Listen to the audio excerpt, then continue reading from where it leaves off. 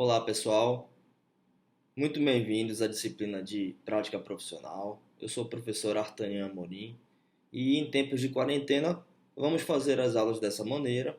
Essa vai ser uma série de muitas que provavelmente teremos contato agora nas próximas semanas. Espero que em breve possamos ter esse contato mais de perto, lógico, presencialmente, para que possamos exercer a prática profissional. E vamos falar um pouquinho sobre o sistema digestivo, fazer uma breve revisão sobre o sistema digestivo e assim relembrar alguns assuntos que nós vamos abordar durante as aulas, durante a disciplina de prática profissional, ok? Bom, relembrando sempre que a digestão sempre se inicia pela boca, pela cavidade oral, devemos salientar as estruturas que fazem parte dessa cavidade oral para que tenhamos em mente o que vamos estudar. Na cavidade oral sempre temos a língua, onde teremos as papilas gustativas, onde teremos as glândulas salivares e a cavidade oral como um todo. Lembrando sempre que os dentes também são super importantes. Lembrando que na cavidade oral passamos para o esôfago, ao estômago, ao duodeno, as porções do intestino delgado, após isso para o intestino grosso e depois sigmoide e reto até ele ser eliminado. Falando sobre as estruturas da cavidade oral, nós temos os dentes, a língua e as glândulas salivares como porções principais dessa cavidade oral, no qual os dentes são importantes para a trituração dos alimentos e a língua ao movimentar o alimento de um lado para o outro, facilitando assim com que esse alimento seja triturado. Após isso, vamos ter a ação de enzimas digestivas que são secretadas pelas glândulas salivares. A principal delas é a amilase, onde vai agir sobre o amido, os carboidratos, já na cavidade oral, degradando o amido, iniciando o processo de digestão química. Após sofrer a trituração pelos dentes, em conjunto com a língua e a ação química do suco salivar com a amilase, esse bolo alimentar é conduzido até a hipofaringe, onde a epiglote vai proteger a via aérea para a passagem desse alimento direto ao esôfago, ao qual irá conduzir esse bolo alimentar até a câmara gástrica, passando pela faringe, passando pela epiglote, sofrendo a ação da peristalse, dos movimentos peristálticos presentes aí no tubo muscular que nós conhecemos como esôfago, ao qual possui as camadas mucosa, submucosa, muscular. Lembrando que o esôfago não possui a camada serosa, conduzindo assim o alimento através de fibras musculares longitudinais e circunferenciais até a câmara gástrica. Lembrando que esse movimento peristáltico é coordenado com o sistema parasimpático para que ele ocorra de maneira coordenada a movimentação do alimento no esôfago. Após a condução desse alimento à câmara gástrica, nós temos assim o fechamento do esfíncter esofágico inferior. O esfíncter esofágico inferior é uma estrutura muscular a qual ter a função de ficar fechado o tempo todo. Ele apenas abre-se no momento em que o bolo alimentar é conduzido até o estômago, voltando a se fechar logo em seguida, para que você não tenha refluxo desse alimento para o esôfago.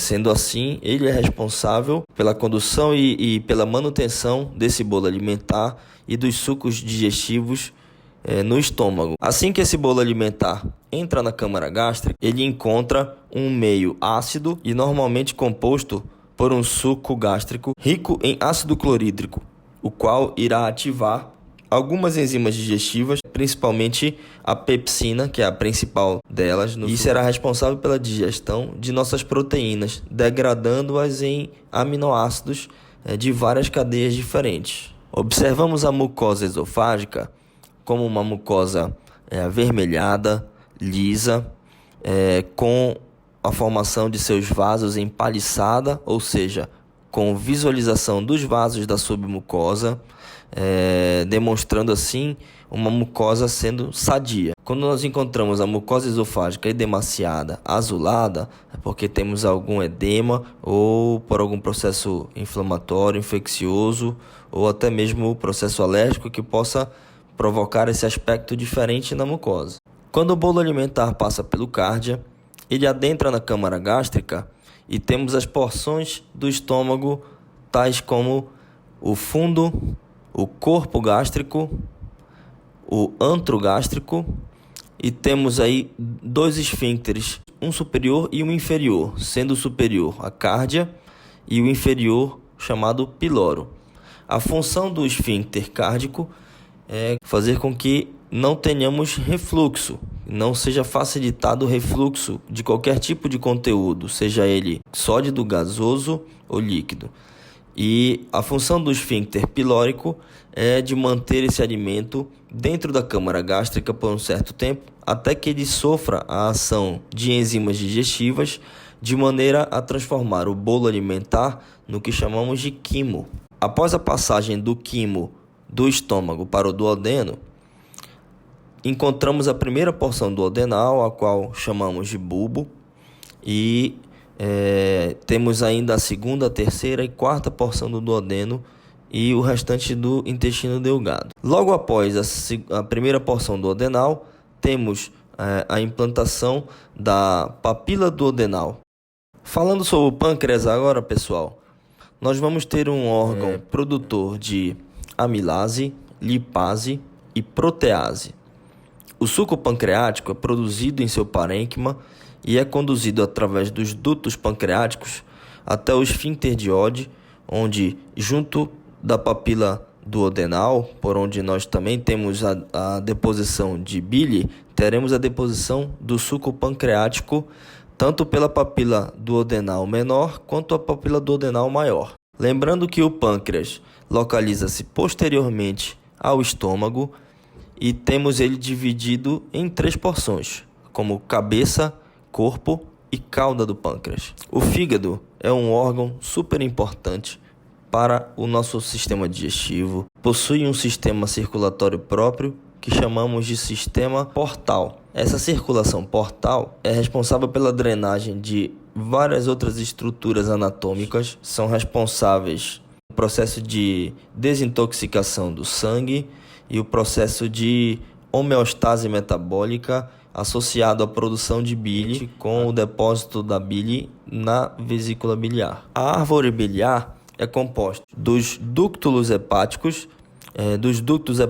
direito e esquerdo e do duto hepático comum. O duto hepático comum, logo após a implantação do duto cístico, ao qual vem da vesícula biliar, chamamos de duto colédoco, ou então chamamos de duto biliar comum.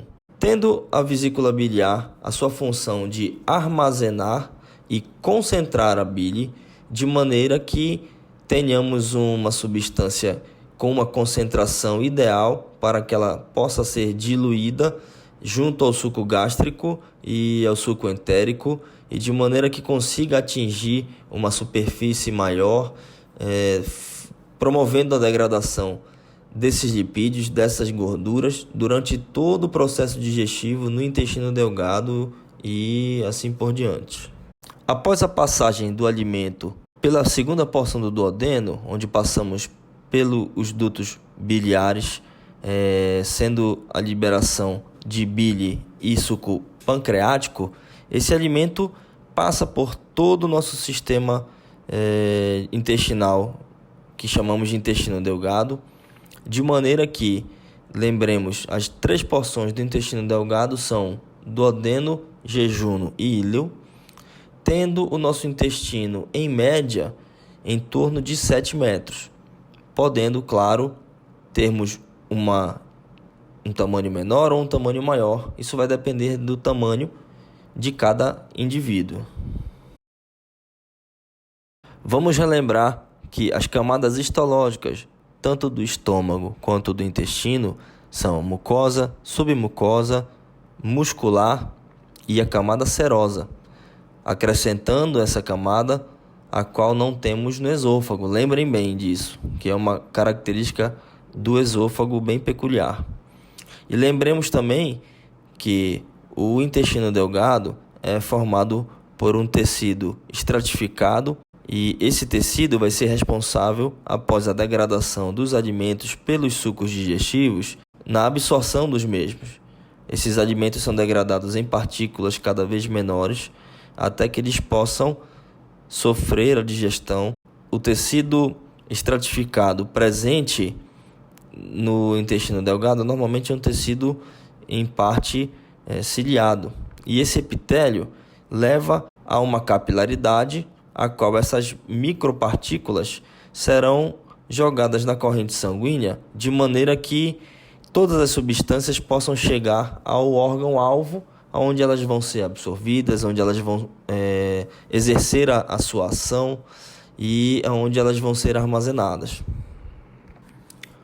Após passar por todo o intestino delgado, temos a passagem do intestino delgado para o intestino grosso, através da nossa válvula ileocecal. Quando passa o nosso bolo fecal vai sendo formado, após ter sido absorvido os nutrientes no intestino delgado, temos a absorção de água e sais minerais no intestino grosso, de maneira que ele vai passar por todos os segmentos do nosso intestino grosso, os quais são o seco, cólon ascendente, cólon transverso, cólon descendente, cólon sigmoide e o reto.